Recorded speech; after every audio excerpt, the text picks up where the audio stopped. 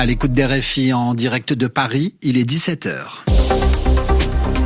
Le journal en français facile. Adrien Delgrange. Bonjour à toutes et à tous, ravi de vous retrouver pour une nouvelle édition du journal en français facile. Nous sommes le lundi 23 février. Voici les titres. Nous parlerons tout d'abord du retour d'un objet sacré en Côte d'Ivoire. 110 ans après avoir été volé par la France a remis aujourd'hui officiellement à la Côte d'Ivoire un tambour-parleur. La France qui par ailleurs appelle ses ressortissants au Mexique, les Français qui vivent au Mexique, à se mettre à l'abri car des violences éclatent un peu partout dans le pays depuis l'annonce de la mort d'un baron de la drogue. La menace d'une attaque américaine sur l'Iran, l'angoisse, la peur pour la personne que nous avons contactée et que vous entendrez.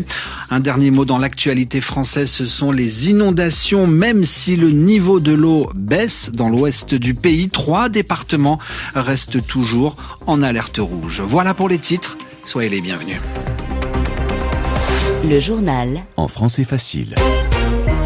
Il va rentrer au pays. Le tambour traditionnel appelé Djidji Ayokwe est prêt à retourner dans son pays d'origine, la Côte d'Ivoire. La France l'avait volé, spolié il y a plus d'un siècle, c'était pendant l'époque coloniale. Vendredi dernier, la France a d'abord restitué, a rendu officiellement cet objet sacré à la Côte d'Ivoire et ce matin, une cérémonie a été organisée par des chefs traditionnels. Cela s'est passé dans le musée parisien du Quai Branly.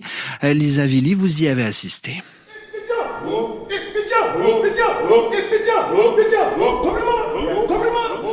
Au centre, le tambour en bois de plus de 400 kilos poussé par un léopard. 5 chefs bidjans en habits traditionnels tournent autour. Parmi eux, Louis-Jacques Gouédan, il explique l'objectif de la cérémonie de libation. Il est venu en terre étrangère. Donc aujourd'hui, nous faisons cette libation pour permettre aux membres des ancêtres de libérer pleinement la voie. Nous leur demandons pardon. Nous supplions pour que la route soit bonne afin que nous puissions retrouver notre symbole dans son sanctuaire. Autour des chefs, de hauts représentants ivoiriens, dont la ministre de la Culture, car cet événement est national. C'est le premier bien culturel restitué par la France à la Côte d'Ivoire. Pourquoi le Djidji Ayokwe ? C'est un symbole, selon Maurice Kwaku Bandaman, ambassadeur de Côte d'Ivoire en France, qui a œuvré à son retour.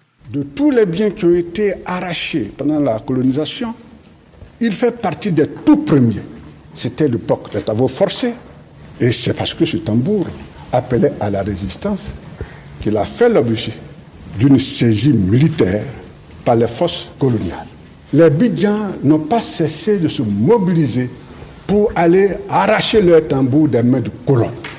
Le tambour-parleur va donc bientôt entrer dans sa caisse et commencer son voyage pour retrouver les siens 110 ans après avoir été volé par les colons français.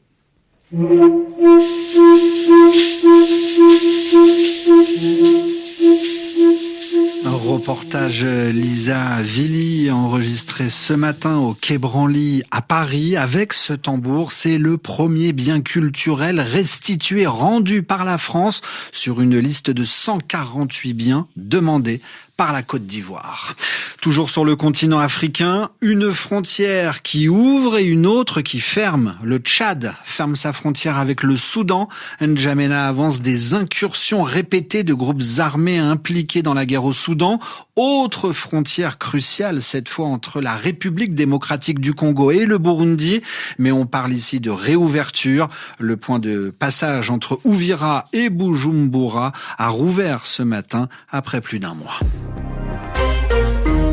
Venons-en à cette violence qui secoue en ce moment le Mexique. Hier, un baron de la drogue, le chef d'un cartel, a été tué par l'armée mexicaine. Il s'appelait El Mancho, il avait 60 ans, il dirigeait l'organisation criminelle la plus violente du pays. Il était recherché depuis 20 ans. Depuis l'annonce de sa mort, des violences ont éclaté à plusieurs endroits du pays. Des affrontements ont eu lieu. Au moins 25 membres des forces de l'ordre cadre et 30 membres d'un cartel ont été tués ces dernières heures. Conséquence directe, il est fortement déconseillé aux habitants de sortir de chez eux. Comme en témoigne Christian Paz, il habite le centre-ville de cette grande ville qu'est Guadalajara. Actuellement, les gens ne sortent pas dans la rue. La ville est vide, les commerces sont fermés. Le gouvernement nous a notifié que nous étions en alerte rouge. Nous devons appliquer un couvre-feu. Nous ne devons pas sortir, sauf en cas d'extrême nécessité. Et on sait que demain, toutes les écoles seront fermées. Pour l'instant, on ne sait pas si l'on peut aller au travail. On attend plus d'informations. Personnellement, je suis en alerte, sans non plus céder à la panique. Je suis confiné le temps que cela passe.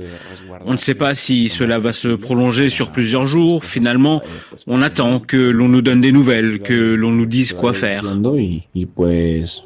Des propos recueillis par notre correspondante sur place, Gwendolina Duval. En attendant, de nombreuses écoles sont fermées, des routes coupées, des vols d'avions reportés. Plusieurs pays, dont la France et les États-Unis, demandent à leurs ressortissants de rester chez eux.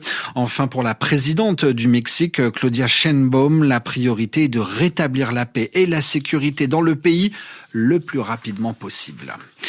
L'actualité en Iran, à présent, si l'Iran se fait attaquer par les Américains, alors le pays répondra avec férocité, a déclaré dans la journée un haut responsable iranien. Depuis maintenant plusieurs jours, la menace américaine plane au-dessus de l'Iran. L'imminence d'éventuelles frappes américaines plonge la population dans une attente difficile à supporter. Pour les Iraniens comme pour la diaspora, les Iraniens qui vivent en dehors de leur pays d'origine, l'angoisse n'a jamais été aussi forte. Témoignage de Niki. Elle est née en France de parents iraniens. Elle communique très régulièrement avec le reste de sa famille qui vit notamment à Téhéran, la capitale. Elle a eu au téléphone des cousins quelques instants avant de se confier à notre journaliste Elotte Viassé. Eux, ils sont dans un état de détresse très important. La nuit, moi j'ai une de mes cousines qui est maman, elle ne dort pas parce qu'elle a peur que ça arrive à tout moment, donc elle veut pouvoir réagir. Elle attend, tout le monde attend qu'il se passe quelque chose. Ils prennent quasiment tous des calmants pour s'apaiser. Ils font du stock. Mais l'attente est tellement longue que même ce stock-là, en fait, finalement, il se réduit à chaque fois. Donc, ils y retournent, ils rachètent tout le temps des choses en se disant, est-ce que si c'est demain, qu'on puisse avoir un peu de marge, etc. Donc, c'est vraiment au jour le jour. Donc, il y a à la fois un état de détresse parce que cette endurance, cette attente est insoutenable. Et en même temps, je retranscris vraiment ce qu'ils me disent eux, c'est qu'ils sont dans un tel état de désespoir que la guerre est devenue un espoir pour eux.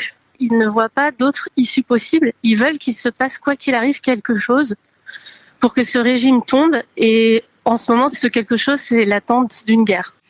17h08 à Paris. Dans l'actualité française, le niveau de l'eau baisse, mais la vigilance reste de mise. Une lente décrue est amorcée dans l'ouest du pays. 3 départements restent tout de même en alerte rouge aux inondations.